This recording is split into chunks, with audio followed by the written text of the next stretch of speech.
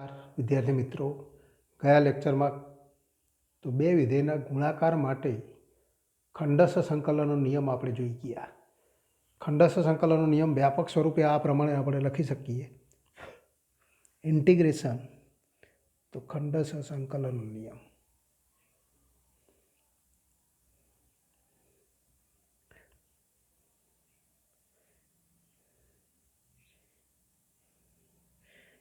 integration fx into gx dx અને equal to તો fx into integration gx dx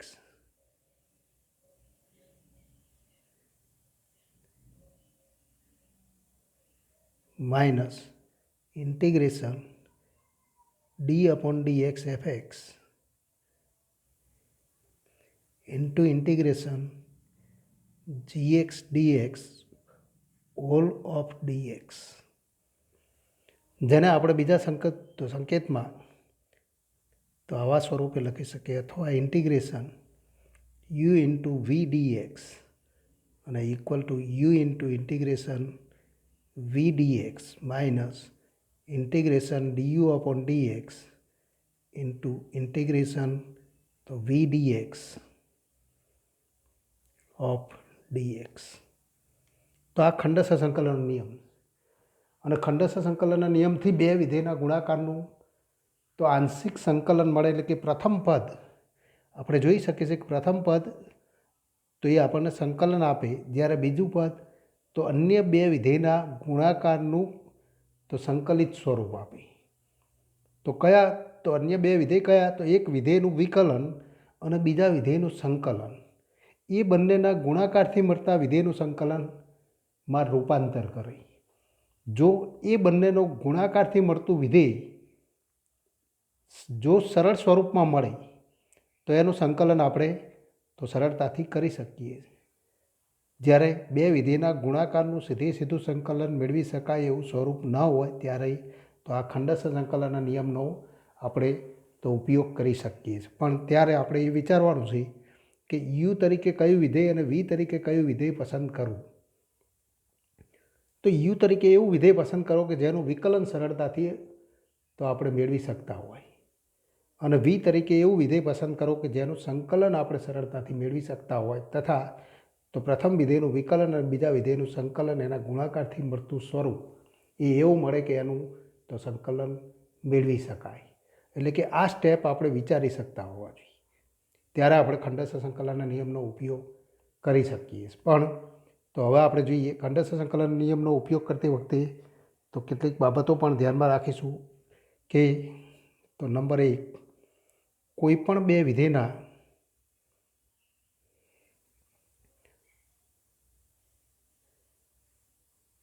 ગુણાકારનું સંકલન કરો તો સંકલન કરવા માટે તો ખંડસ્થ સંકલનનો નિયમ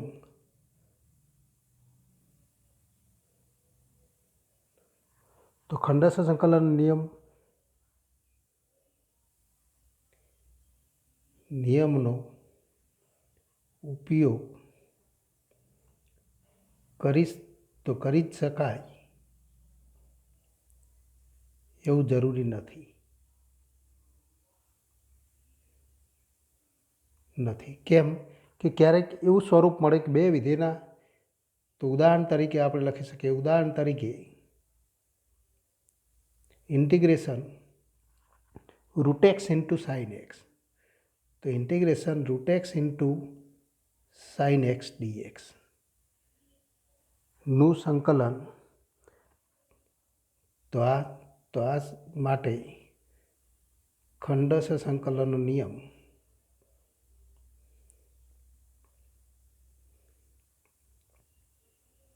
તો ખંડસ્થ સંકલનનો નિયમ તો ઉપયોગી થઈ શકે નહીં.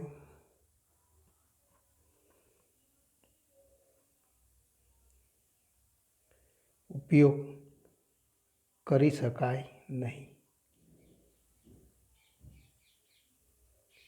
કારણ કે તો આપણે કારણ તરીકે આપણે જોઈએ તો તો એવું કોઈ વિધેય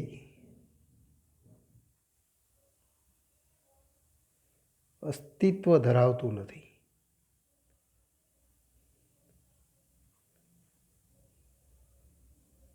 કે જેનું વિકલિત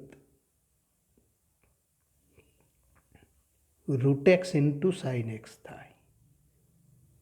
એનો અર્થ કે આ વિધેયનું સંકલિત તો અસ્તિત્વ ધરાવતું નથી.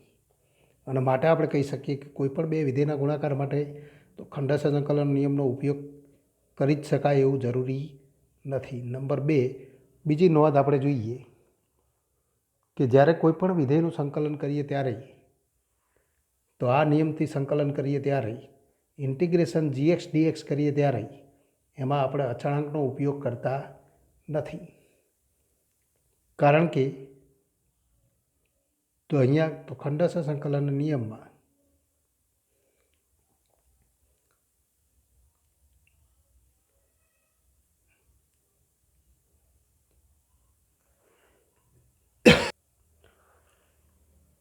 તો બીજા વિધેયનું એટલે કે g વિધેયનું સંકલન કરીએ ત્યારે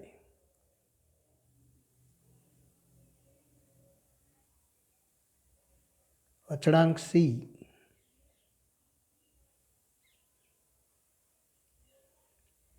દાખલ કરવો જરૂરી નથી.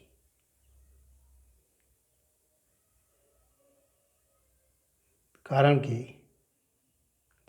કે આપણે કહી શકીએ કે જો બે વિધેયનું આપણે સંકલન કરતા હોય ત્યારે તો integration fx into gx dx તો આનું આપણે સંકલન કરીએ ત્યારે આમ તો આપણે આ સ્વરૂપે કરી શકીએ. આની જગ્યાએ કોઈ ઉદાહરણ લઈએ, બે વિધેય કે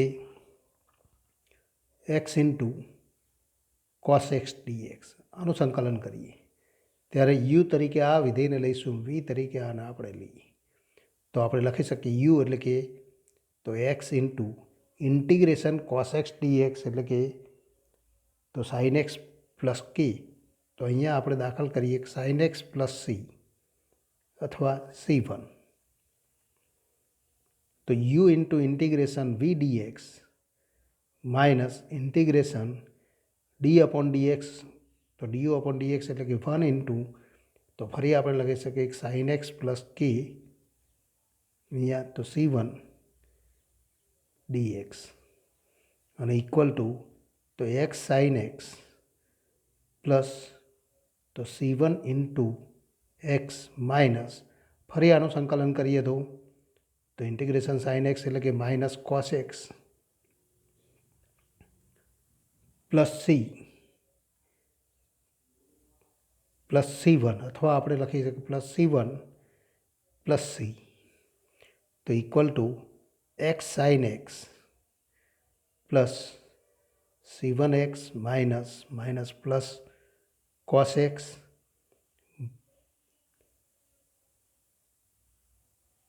અહીંયા આપણે લખી શકીએ કે integration 1 into c1 into x થશે.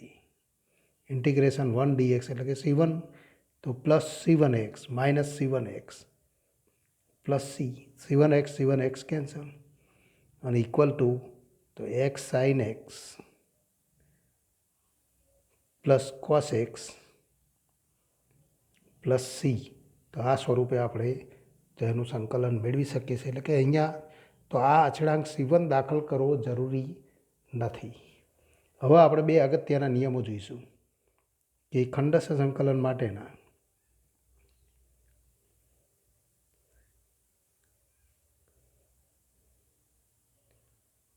તો સંકલન કરવા માટે u અને v વિધેયની પસંદગી.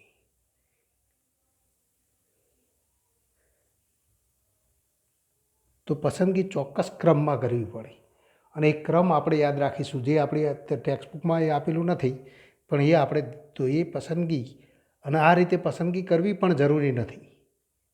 ઘણી વખત તો યુ અને વીની આ તો નિયમથી પસંદગી કરીએ એ સિવાય પણ બીજી રીતે એટલે કે તો આ રીતે પસંદગી કર્યા સિવાય પણ ગણતરી કરી શકાય. પણ આ પસંદગી એક આપણા માટે તો ગણતરી માટે એક માર્ગદર્શક તો પરિણામ. તો પહેલો નિયમ, તો નિયમ 1,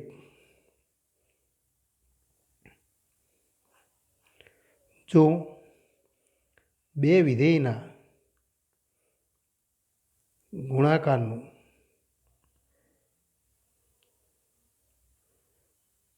ખંડશ સંકલન, તો ખંડશ સંકલનના નિયમથી સંકલન કરીએ ત્યારે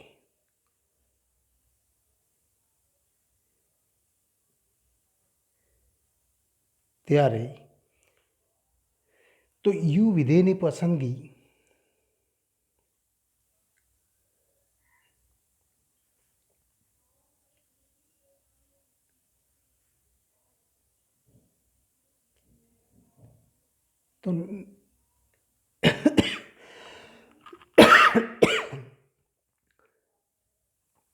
તો નીચેના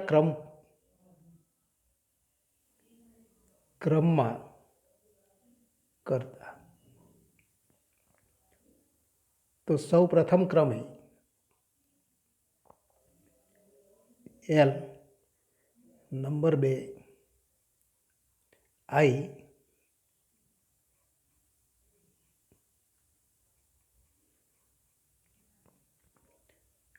પાંચમો ક્રમ E. તો આપણે યુ વિધેયની પસંદગી આ ક્રમમાં કરીશું. એલ એટલે કે તો એને આપણે તો લોગેરિધમ ફંક્શન એટલે કે લઘુગણકીય વિધેય.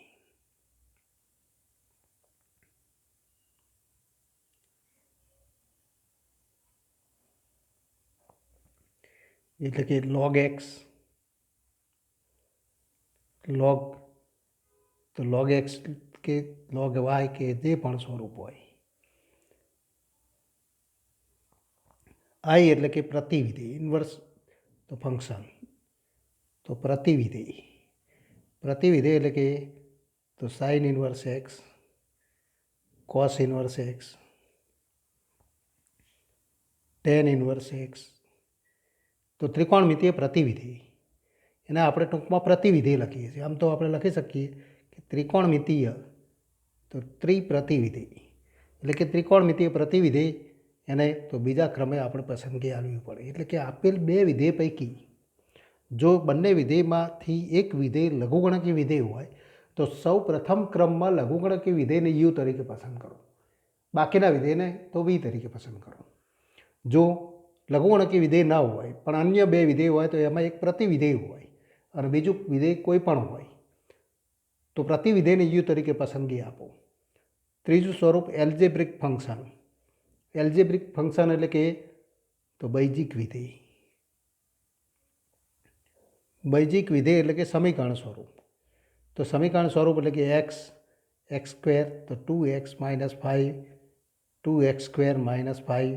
તો આવા કોઈ પણ તો એક્સના સમીકરણો હોય તો ત્રીજા ક્રમે એને આપણે યુ તરીકે પસંદ કરવું પડે. ચોથા ક્રમે ટી એટલે કે ત્રિકોણમિતિય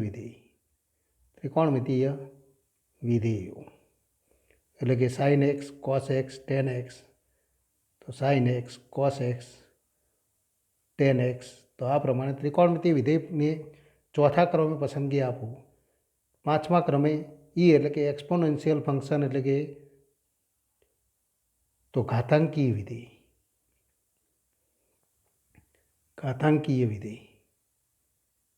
અને ઘાતાંકીય વિધેય એટલે કે તો a⁻x, e⁻x.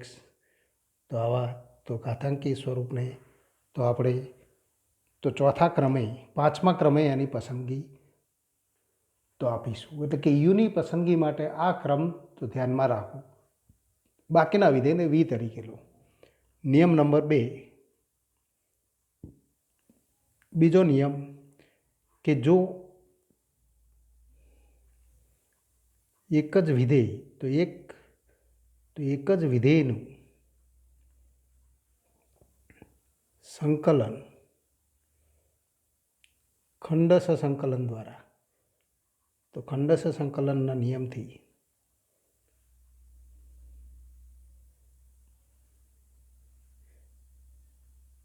મેળવીએ ત્યારે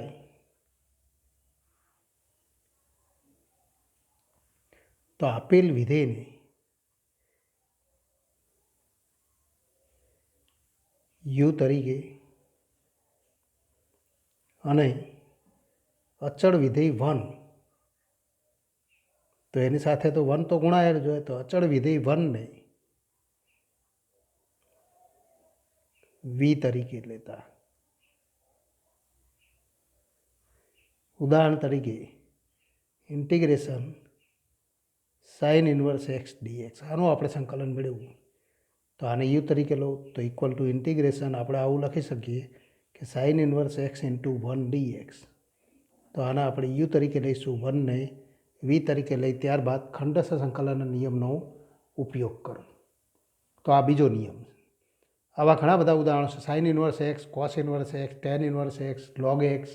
તો એવા વિધેયનું, તો એક જ વિધેયનું સંકલન મેળવવા માટે પણ તો ખંડસ્થ સંકલનના નિયમનો ઉપયોગ કરી શકાય અને એ નિયમથી આપણે સંકલન મેળવી શકીએ. ટૂંકમાં તો આ નિયમ આપણે જોઈ ગયા કે યુ વિધેયની પસંદગી માટેનો નિયમ ટૂંકમાં આપણે યાદ રાખી શકીએ LIATE ક્રમ.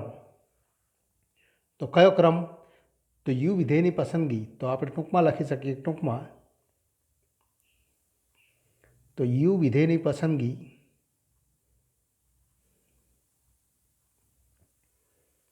LIATE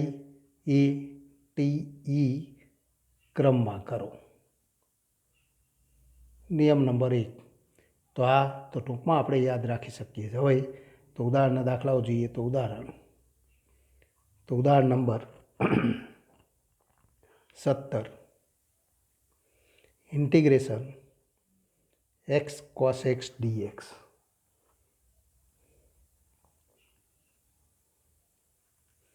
તો આન્સર તો અહીંયા આપણે જોઈ ગયા કે તો integration x cos x dx. તો સૌ પ્રથમ લઘુગણકી વિધેય, પણ આ બંને પૈકી કોઈ લઘુગણકી વિધેય નથી. તો ત્યારબાદ આઈ એટલે કે પ્રતિવિધેય. તો એલ, ત્યારબાદ આઈ એટલે કે પ્રતિવિધેય, તો પ્રતિવિધેય પણ નથી. ત્યારબાદ તો બૈજિક વિધેય એટલે કે એક્સને આપણે યુ તરીકે લઈએ અને આપણે વી તરીકે લઈએ. તો નિયમનો ઉપયોગ કરીએ તો યુ એટલે કે x into integration v d x એટલે કે cos x dx minus integration d upon d x x, તો ડી અપોન ડીએક્સ યુ એટલે કે x into integration cos x d x of d x અને equal to x into integration cos x.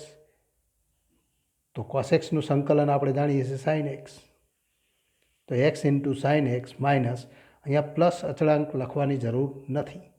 Integration 1 into integration cos x એટલે કે sine x, તો sine x dx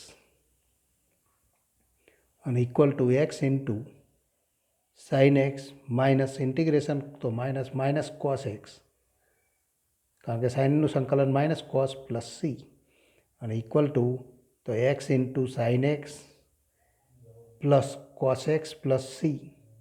તો આ માગેલું સંકલન થાય. ટૂંકમાં સંકલન મેળવવા માટે આ નિયમનો યોગ્ય રીતે ઉપયોગ કરવાનો. હવે એથી આગળ વધીએ તો ઉદાહરણ નંબર 19.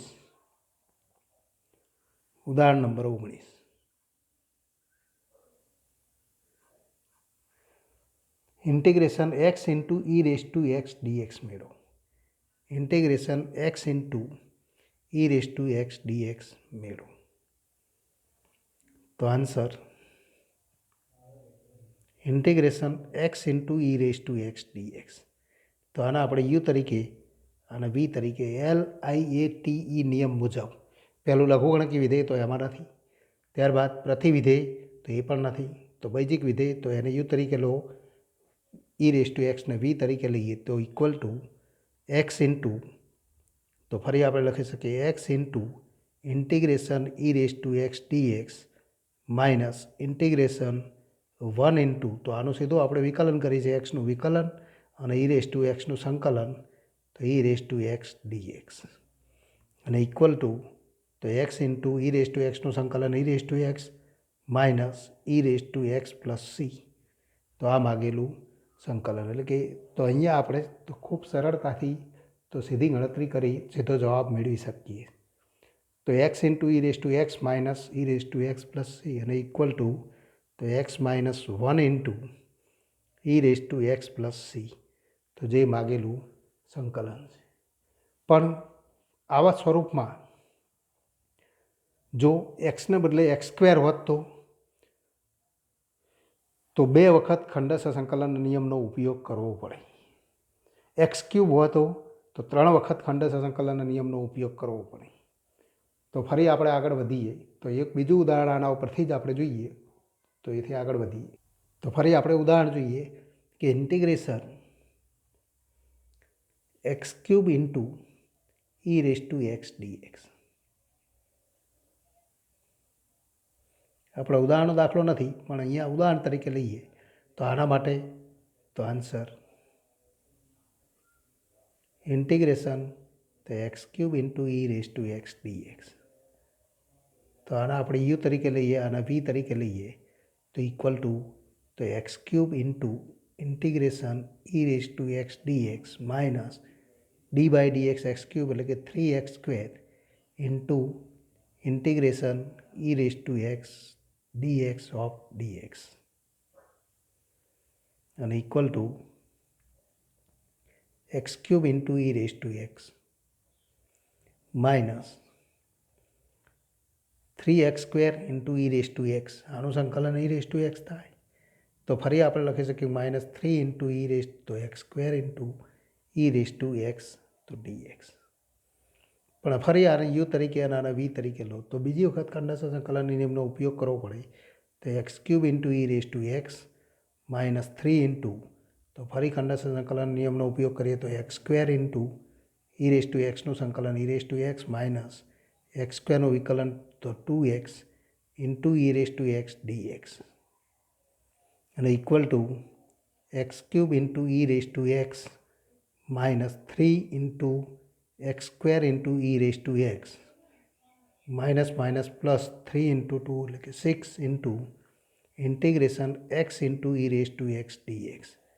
ફરી આના આપણે u તરીકે અને આના v તરીકે લઈએ તો ત્રીજી વખત ખંડેશ સંકલન નિયમનો ઉપયોગ કરવો પડે તો x³ into e⁻x minus 3x² into e⁻x plus 6 into x into e⁻x minus તો ઇન્ટિગ્રેશન e⁻x તો dx અને ઇક્વલ ટુ તો x³ into e⁻x minus 3x² into e⁻x plus 6x into e⁻x minus તો 6 ઇન્ટુ e⁻x પ્લસ c તો આ માગેલું સંકલન થાય ને એને આપણે આ પ્રમાણે લખી શકીએ x³ minus 3x² plus 6x into e⁻x plus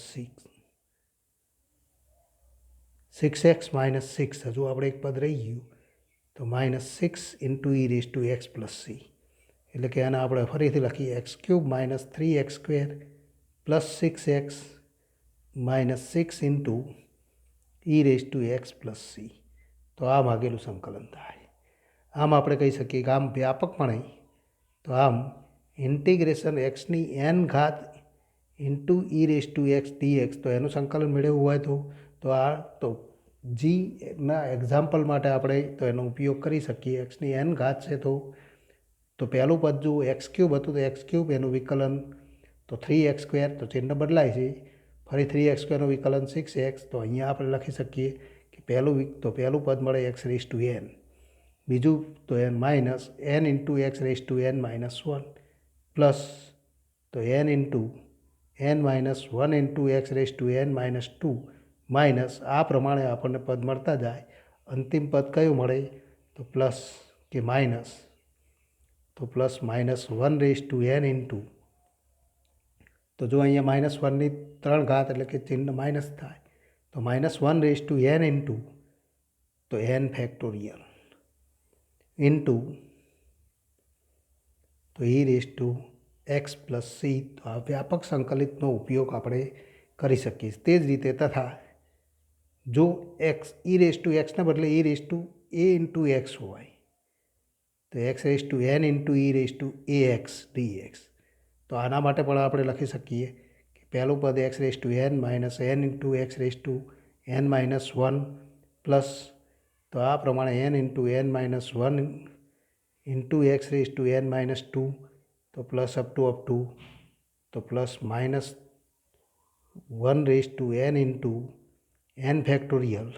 ફરી તો પહેલા પદમાં e raise to a x હોય ત્યારે ઈ રેસ ટુ એક્સનું વિકલન કરીએ તો એ વડે ગુણાય માટે તો ઈ રેસ ટુ એક્સનું સંકલન કરીએ તો e raise to x upon a વડે તો ભાગાકારમાં તો એ વાળું પદ મળે તો એ અહીંયા એ સ્ક્વેર આ પ્રમાણે એનો cube up to a raise to n into e raise to x plus C તો એ માગેલું સંકલન થાય.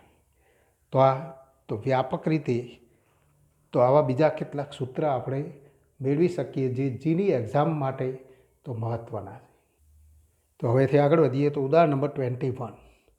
તો ઘણી વખત e raise to x into sine x dx મેળવો. આ સંકલન આપણે મેળવવું છે ઉદાહરણ નંબર 21. તો આવા સંકલન દ્વારા તો જો તો અહીંયા તો ઘાતાંકી વિધેય અને સાઇન એક્સ છે. તો સાઇન એક્સને યુ તરીકે અને આને વી તરીકે લઈએ ત્યારે તો આના વિકલનમાં તો સાઇનનું વિકલન કોસ સ્વરૂપે મળે અને કોસનું વિકલન ફરી સાઇન સ્વરૂપે મળે. એનો અર્થ કે તો એકના એક પદનું પુનરાવર્તન થાય ત્યારે આને આઈ વડે તો દર્શાવીને ગણતરી કરો તો અહીં આપણે લખી શકીએ I equal to integration e raise to x into sine x dx. તો LIATE નિયમ અનુસાર યુ વિધેય તરીકે આ વિધેય લેવું પડે અને વી તરીકે તો ઘાતાંકી વિધેય લેવું પડે તો ઇક્વલ ટુ તો આપણે લખી શકીએ કે sine x into integration e raise to x dx minus integration d upon d x sine x. તો સાઇનનું વિકલન આપણે જાણીએ છીએ cos x into e raise to એક્સનું સંકલન તો ઈ રેસ ટુ એક્સ તો ડીએક્સ. અહીંયા આપણે સાથે ગણતરી કરીએ તો કરતા રહીશું તો sine x into e raise to x minus integration cos x into e raise to x તો ડીએક્સ મળે. ફરી બે વિધેયનો ગુણાકાર મળે તો એમાં પણ યુ તરીકે આને લો વી તરીકે આને લો એટલે કે ફરી આપણે ખંડસ્થ સંકલન નિયમનો ઉપયોગ કરવો જ પડે. તો ફરી આપણે ગણતરી કરીએ તો equal to sine x into e raise to x minus u એટલે કે cos x into e raise to એક્સનું સંકલન e raise to x minus integration cos એક્સનું તો વિકલન માઇનસ સાઇન એક્સ તો plus sine x into e raise to એક્સનું સંકલન e raise to x dx અને ઇક્વલ ટુ આપણે લખી શકીએ ઇક્વલ ટુ તો sine x into e raise to x minus cos x into e raise to x minus integration તો sine x into e raise to x d x આવું સ્વરૂપ મળે માટે તો આ તો આપણે કહી શકીએ કે તો આઈવાળું પદ હતું માટે આઈ ઇક્વલ ટુ તો sine x into e raise to x minus cos x into e raise to x અને ફરી આપણને મૂળ સ્વરૂપ એટલે કે મૂળ તો જે રકમ હતી એ જ મળે છે તો એના આપણે આઈ વડે દર્શાવેલું છે માટે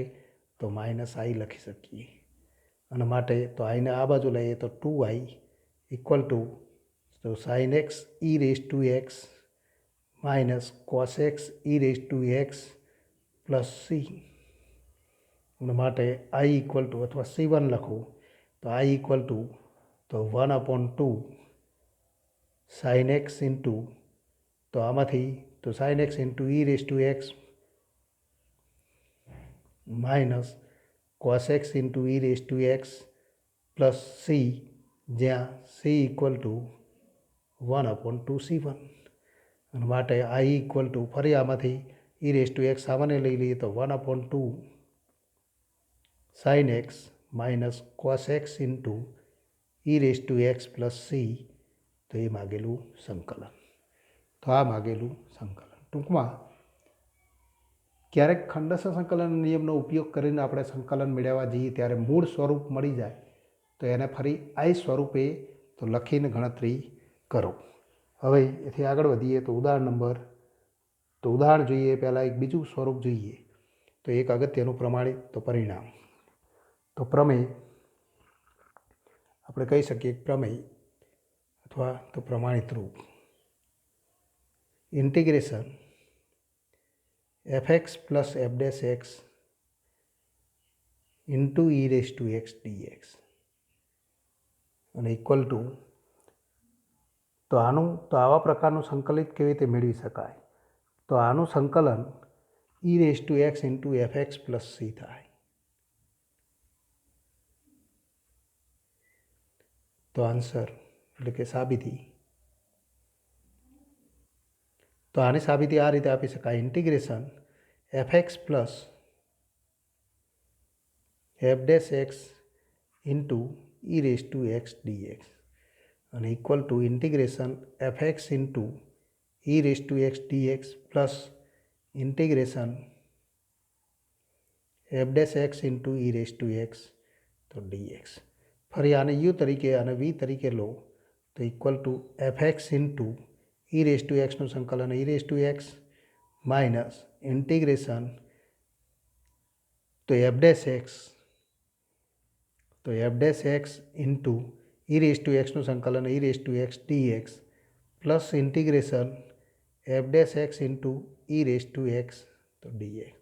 તો આ પદ તો કેન્સલ થાય અને માટે આપણે લખી શકીએ ઇક્વલ ટુ તો f x into e raise to x plus c એ માગેલું સંકલન. તો આ માગેલું સંકલન થાય. તો ટૂંકમાં સંકલન મેળવતી વખતે તો આપણે તો પ્લસ સી અચળાંક આ દૂર કરીએ ત્યારે પ્લસ સી અચળાંક આપણે લખવો પડે, તો માટે એ આપણે લખી દઈશું. અહીંયા પણ આપણે કહી શકીએ કે આના આપણે દૂર કરીએ ત્યારે તો આના આપણે આઈ વડે દર્શાવીએ ત્યારે પ્લસ C1 લખી દેવું પડે. તો પ્લસ C1 લખી દઈશું કે જેથી આપણને તો ગણતરીમાં કોઈ તો કન્ફ્યુઝન ન થાય કે જ્યારે સંકલનનું ચિહ્ન દૂર થાય ત્યારે અચળાંક લખવું તો જરૂરી છે.